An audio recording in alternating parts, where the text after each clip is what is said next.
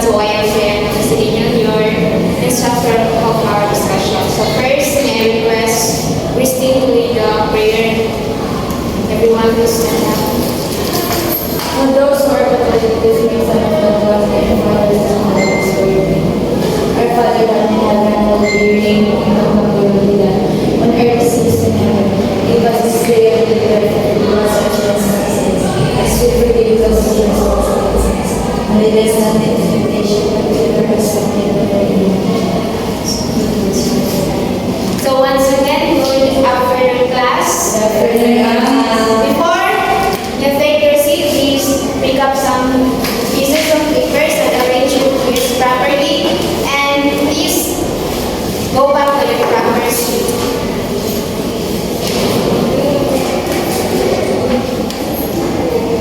So how's your day, my dear students?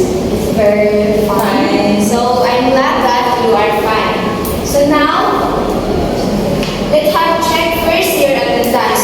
If I say your name, please say any wrong things that you can see in the classroom. Understand, class? Yes. Okay. Manager Kalisa.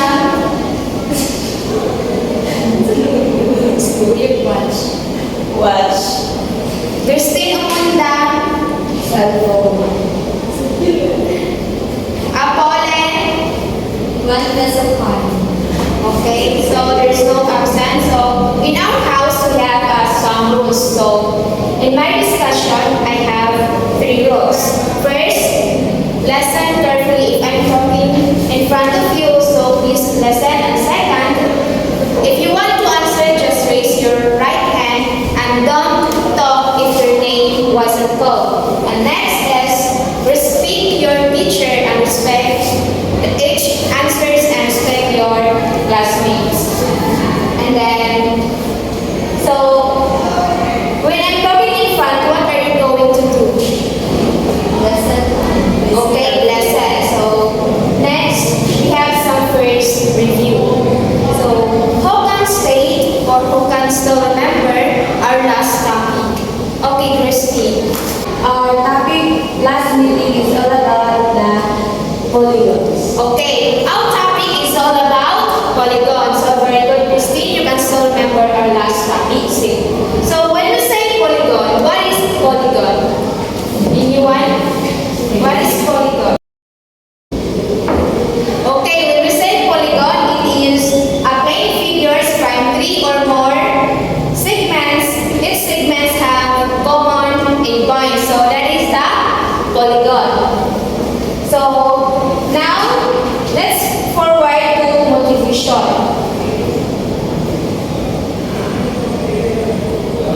So our motivation is activity about brain me. So are you familiar the game brain me? Yes. So the brain me is so familiar with us. So I have some things that I mentioned. Then you need to do is to find and bring the things that I mentioned. So are you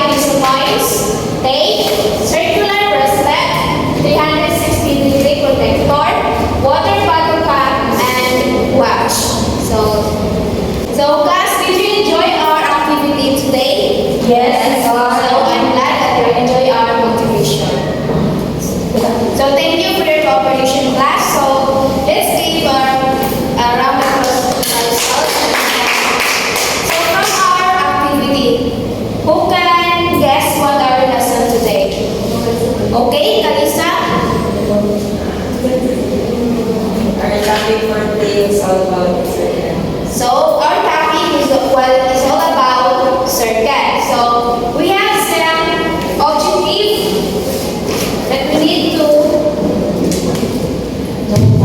the students at the end of the lesson. The student can A. Identify parts related to circle, radius, diameter, center, arc, coin, central angle, and inscribed angle. So these are the parts of the circle, and letter B is draw circle with its measurement and parts, including the radius, diameter, center, arc, coin, central angle, and inscribed angle. And last one is create a first wheel model of a circle, including the precise measurements and level its parts. Okay, next. Ito yung sunod. Ako na, no? Okay, class, let's now proceed to our activity. So, in our activity for today, I will divide you into 3 groups. So, please count 1 up to 3. Start from you, Miss Daniel. 1, 2, 3. Okay. Group 1, stay here. Group 2, and then group 3. Okay. Each group has a different activity.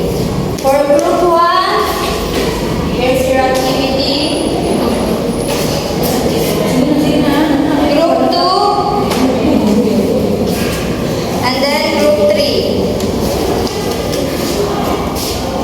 Okay, in your activity, so the group 1, your activity is called Draw Me. And group 2, your activity is called Mark Me. And group 3, your activity is called Arrange Me. Okay. For group 1, here's the instructions. Draw a point somewhere in the middle of a sheet of Manila paper.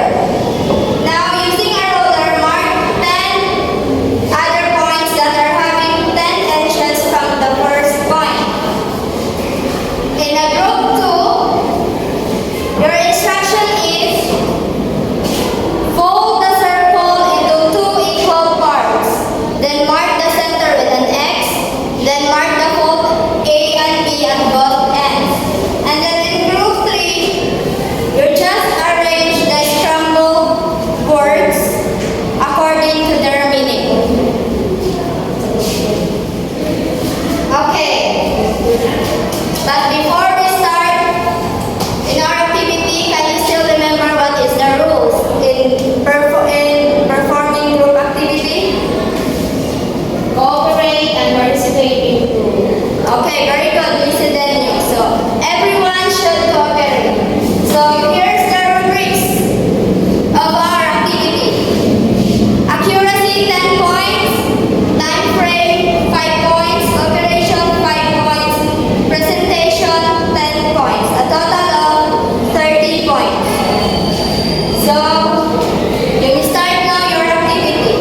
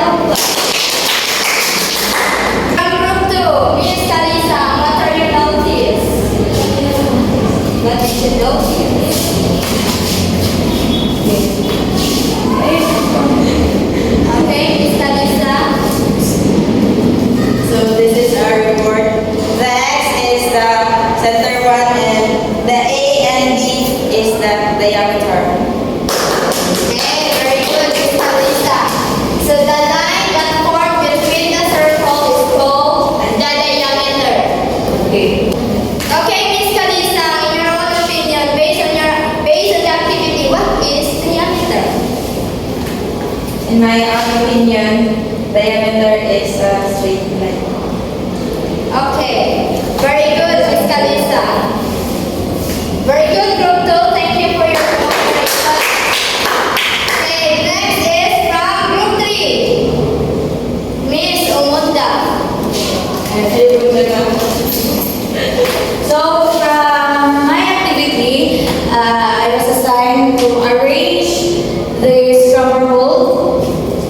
So, a closed curve at every point of which are equidistant from a fixed point called a center. So, this means it is a circle. Number 2 is a straight line segment whose endpoints both lie on the blank. It is called course. And number 3, it is a straight line passes from side to side through the center of body. It's called diameter. And lastly, the list is a straight line from the center to the circumference of a circle or sphere. It is called a radius. Okay, very good, Miss Umunda. Let's give it a round of applause. Okay, very good, everyone. All of you got the correct answer. And the winner in this activity is Group 3 because she is the one who finished the task first. Okay?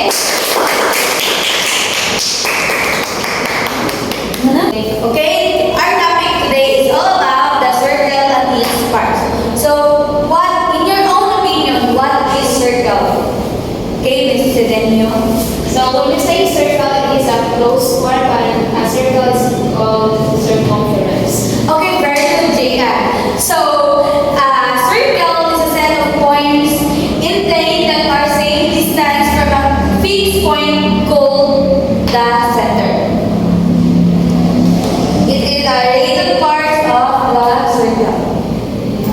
So, we have here the parts of circle: center, radius, diameter, arc, central angle, and scribe angle. So, center. What have you observed in these pictures? Anyone? Okay, Apole. I observe, ma'am, that there is a point in the circle. Okay, center. Okay, very good. Okay, the center of the circle is the center point in a circle from which of the distance to the point of the circle are equal. I have here a round, or it is a circle present to you.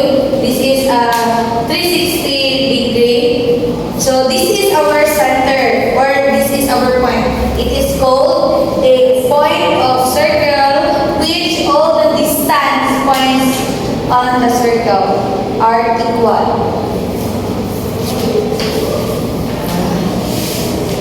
Next is radius. What is radius? Radius is a line segment joining the center and the point of the circle. The radius of the circle is half, and the diameter of the circle, the plural of radius is radii. So I have here a radius. So here pictures. So this is our point, or which we call it is the center. So from here to there, it is our radius. It is a half of a circle. Next is diameter. What is diameter? Diameter is a chord that passes through the center of a circle. A diameter divides the circle into two equal parts. Also, the measurement of the diameter twice the measurement of the radius, and the center point is the midpoint of the diameter. So I have here. So here it is a diameter, which as a ball pen.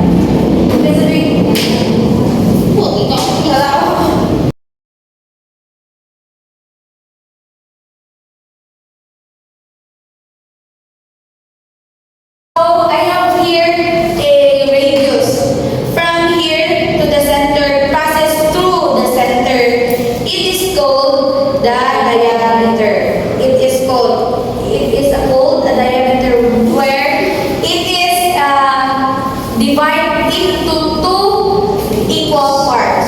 So this is our diameter where it passes through the center. Next, a chord. What is chord? Chord is a line segment going from one point of the circumference to the other, but does not go through the center. So, hindi siya cross the center. So, I have here that this is our line segment, which is a line through the circle. It is a line circle that doesn't through the center. So hindi siya mag-cross sa center line. That's called a line segment. So what is arc? Arc, it is a part of the circumference between two or more continuous pieces of a circle, parts of a circumference. So here, I have here, this is a called arc, which it is which we call conference, like this. This is an arc, side of the circle. This is called an arc. So next is central angle. What is central angle? A central angle is formed at the center of a circle due to the intersection of any two radii within the circle. So here, I have here, it is a center where we have two radius, which is a half of the center, and next is the length of the arc. This is our central angle where it intersects in one point. That's called the center line. Next is inscribed angle. So what is inscribed angle? It is an angle whose vertex set on the circumference of a circle. The vertex is the common endpoint on the two sides of the angle. The two sides are chords of the circle. So, okay class, am I clear? Yes, ma'am. Okay. No. So before we will proceed to our next activity, can anyone cite an experience on how a circle used in our daily lives? Miss Apollo. We use circle in our daily lives, ma'am. Like the things that is inside in our house, like wash, what else? Coins and etc. Okay, very good, Miss Apollo. Can anyone have another idea about the circle? Right, Miss Daniel. So, circle can apply in our daily life. So, we can see any circle around in our house. So, without those things, our real life can complete. For example, the plate use a circle. So, if we don't have plate, we can eat. So, that's good. Okay, thank you so much for your idea, Miss Daniel. So, you really now understand about our lesson for this morning. At this very moment, we are going to apply what we have learned in our real life situation. So, we'll have another activity. May I request everyone to go back to their groups and form their chairs into a... So, are you now in your group class? So, here's the problem. So we have here an electronic and communication engineer design a circular desk to be put up in the call center building. Before he installed the desk, he let this man check the desk and its parts. Suppose I am the engineer and you are the working man. What are now the parts of the circular desk? Identify the radius, chord, diameters,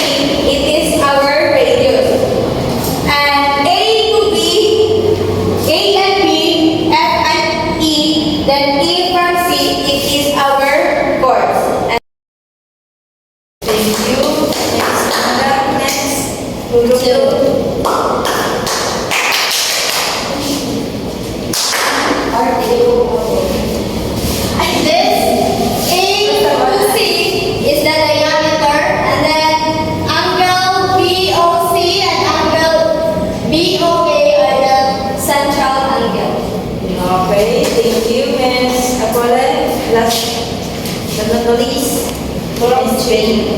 So I am the group 3, and so our work is all about inscribed angle, arcs, and semicircle. So the inscribed angle is angle BOC, and the next is BOA. So that is the inscribed angle. So next is the arc. So the arc is the arc BC and arc EF, and then arc AB. And then the last one is semicircle. So the semicircle is the half of the circle. So the CB, ABC, and the last one is the AFC. So that's all. Thank you. Thank you, Ms. Linya. So, very good, everyone. So, our groups did it correctly. Let's give it. So now, who will give a recap to the things that we have discussed today? Miss Wanda. Our topic today is all about a circle, where circle is a perfectly shaped, and we have five parts of the circle, which is circle, boards, diameter, semicircle, inscribed angle, and arc. That's all. Thank you. So, thank you, Ms. Amanda. Let's get it. So now, you already know the parts and the terms that related to a circle. Are you ready for the test? Yes, ma'am. So all of you know what is circle and the related parts of circle. So now let's proceed in the evolution. So let's answer the problem. So the direction is draw a circle in one paper and show the measurement of each part. Use a ruler for measuring the related parts of the circle. So I have one paper here, and then you should measure the related parts correctly. And then the first is the chord is measure 7 centimeter, and the diameter is 15 centimeter, and the radius is 7.5 centimeter, and the center is it's central angle, inscribed angle of center. So just 3, 4, 5, 6. You need to level only.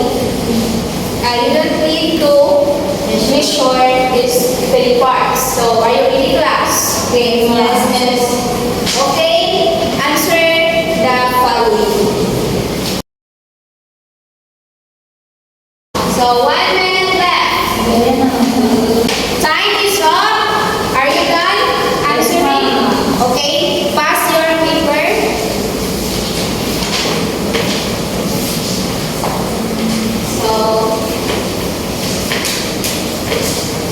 So now let's proceed to the assignment. I said here we have assignment that you need to do in your home. So create a vertical model of circle and label its part. There's some guidelines to follow. 1 is make a model of circle Ferris wheel. 2, each team should provide the materials in making the Ferris wheel. 3, each group can use any materials in making their models as long as it can help them to finish their model. 4, the group must have teamwork.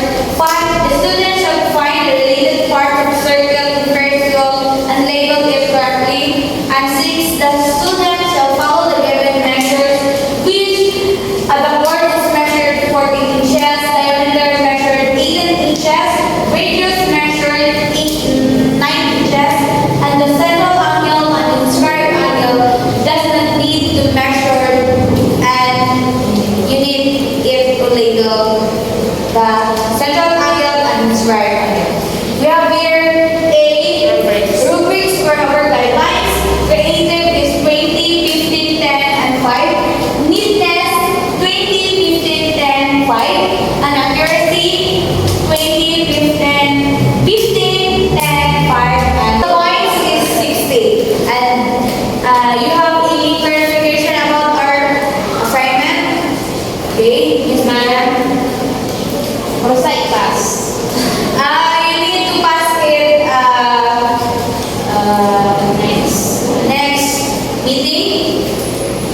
Okay? Another? You have any concern? None, ma'am. None so far. So, Okay, class, before we end this class, we will have now a closing prayer. We will stand up. Okay. So for those who are Catholic, please make sign of the cross, and if others, you will pray.